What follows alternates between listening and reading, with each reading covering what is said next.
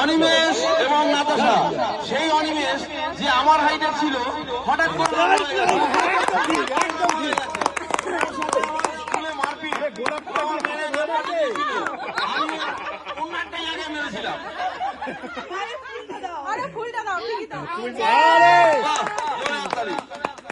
বলো অনিমেষ কিছু বলো। সত্যি খুব ভালো লাগছে, অনেকদিন পরে আমরা আমাদের এই ক্লাস ফ্রেন্ড গুলো এক জায়গায় একত্রিত হয়েছি এবং তাদের সাথে আমাদের ফ্যামিলিও এসছে। এটা খুবই আনন্দ লাগছে। আমরা বিভিন্ন কাজের মধ্যে জড়িয়ে গেছি, সেই স্কুল লাইফের কথা মনে পড়ে। আমরা একসাথে অনেক দুষ্টুমি করেছি, কারো বাড়ির পেয়ারা চুরি করে নিয়ে এসেছি, কোথাও আনারস চুরি করেছি। পার্থ বাড়িতে আমরা সবকিছু রাখতাম, পার্থ থাকতাম, পার্থর বাড়িতে আমাদের ওটা গোডাউন ছিল, ওখানে সবকিছু রাখতাম এবং ওখান থেকে আমরা খাওয়া দাওয়া করতাম। বিভিন্ন রকম দুষ্টুমি আমরা করেছি। ওই যেটা বলছিল ঘটনাটা, সেটা একটা ঘটনা ঘটেছিল তখন মাধ্যমিকের সময়। কি মারপিট বাবা, মারপিট হয়েছিল, নাক ফেটে গেছিল। হেডমাস্টার নেক্সট টাইম বলছে আমার এমন জায়গায় মেরেছে, তাই নাক ফাটিয়ে দিয়েছে।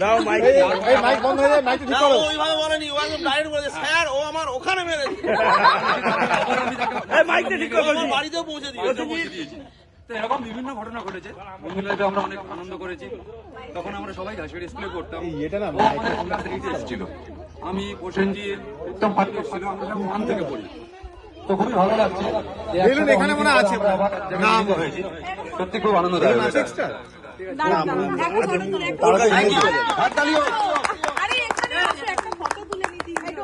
এরপরে আমরা ডেকে নেব আমাদের কর্মকার সুরজিৎ।